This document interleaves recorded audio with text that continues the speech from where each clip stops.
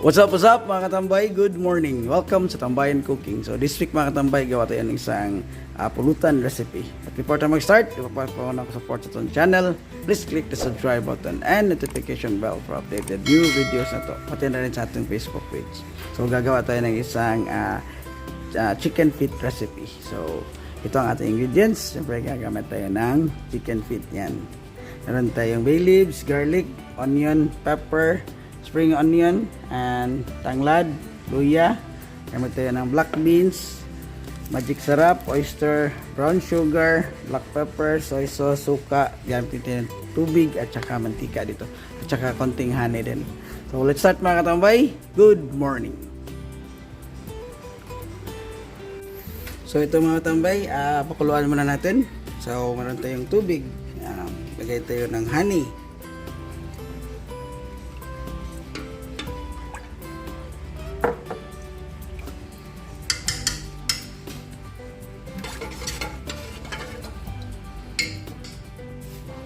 Add pa tayo ng isa. Yan.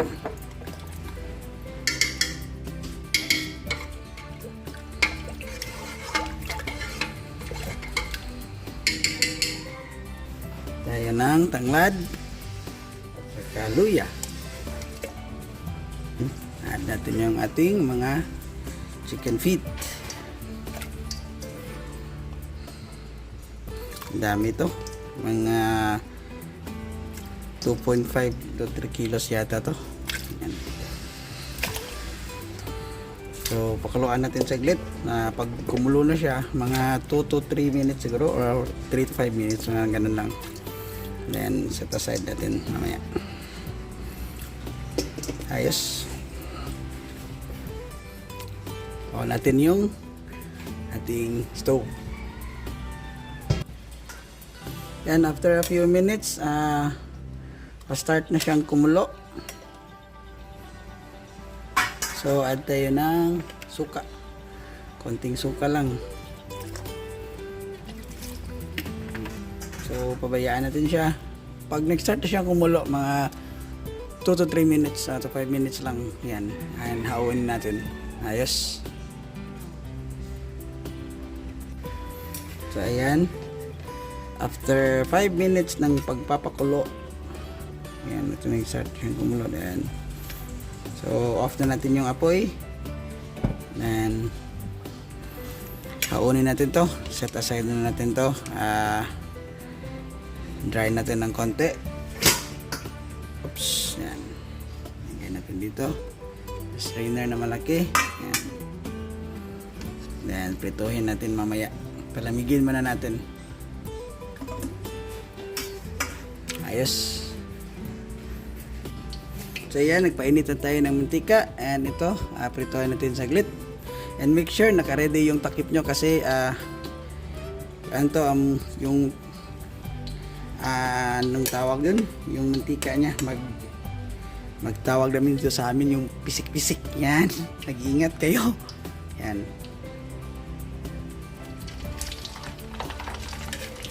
By batch lang natin prituhin para hindi umapaw yung mantika natin. Yan. Okay. Takpan na. Ayos. Yan. After a few minutes, yan, nag golden brown na siya. So hauin natin to. And lagay natin sa tubig na malamig. Yan. Na may yellow. Ito.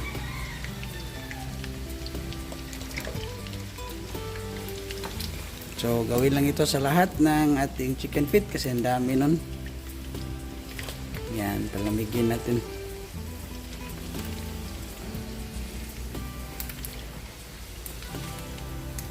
Ayos.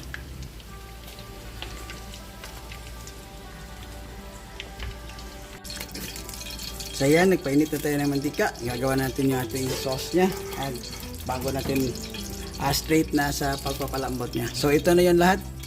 Ang dami nito. Tapos na namin yan nababad sa yung malamig na tubig. Mga 20 minutes more. 30 minutes nga ganun. So start na tayo. Ito yun ang bawang.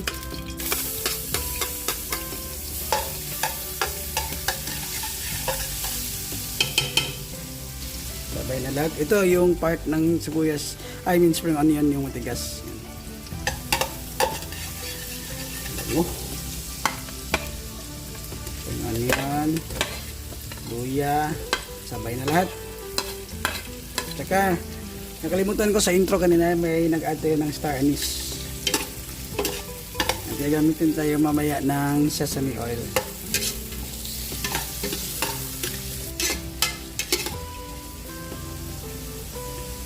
Sabay na rin to. Bay leaves. Ayos, kisahin mo natin saglit.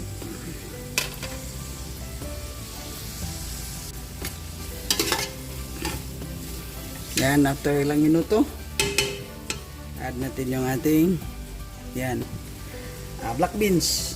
Hindi na namin sinama yung sabaw nya kasi makaalat ng gusto. Then ito, soy sauce, isa't kalahating cup, depende yan sa inyo. Oyster sauce,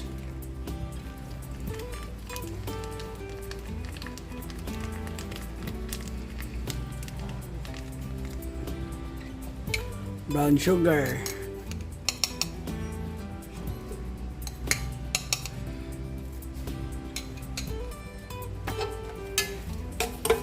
so tunawin natin yung ating brown sugar.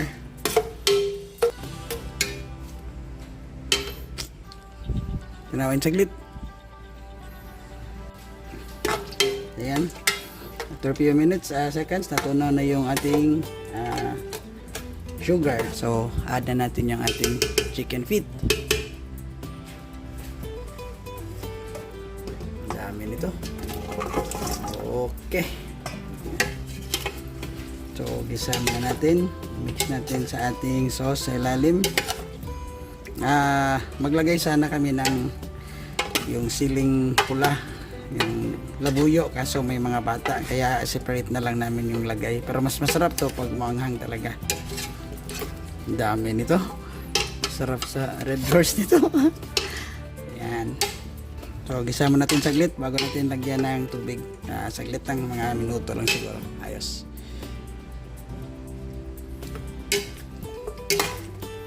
Ayan. After 2 minutes, yan, ilagay na natin yung ating tubig.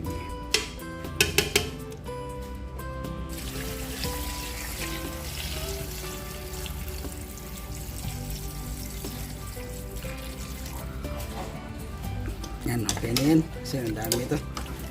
Then add tayo ng black pepper. Tsaka magic.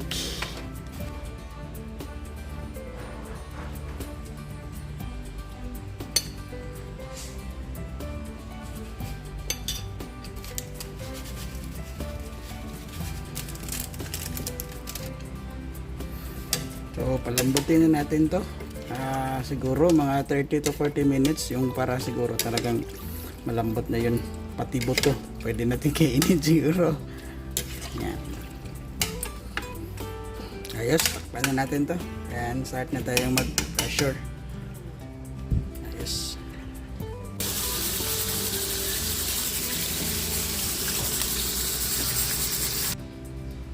Yan. After 30 minutes ng pag-pressure cooker nya, bango. And pinakulaan pa rin namin to kasi add namin to yung peppers at saka spring onion. Nasa sa inyo na yan, pwede rin kayong mag-add ng slurry, ang cornstarch at saka tubig pang palapot nya. Dami pa rin ng sabaw kasi ang dami kasi nito. Kung gusto nyo, yung bawasan nyo yung sabaw or pakuluan nyo hanggang mag dissolve yung sabaw. Sa amin, okay na to kasi ang dami kasi nito. Ang sarap yung may sabaw. Add lang kami ng slurry ng cornstarch at tubig and ayun na, alam na kasunod dito. So, pakuluan na lang ng saglit. Ayos. Konting slurry lang.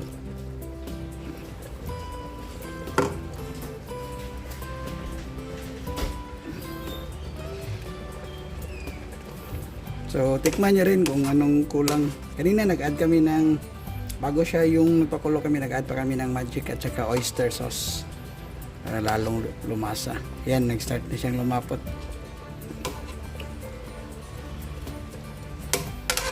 So, alam ng kasunod dito. Kain na. Chicken feet.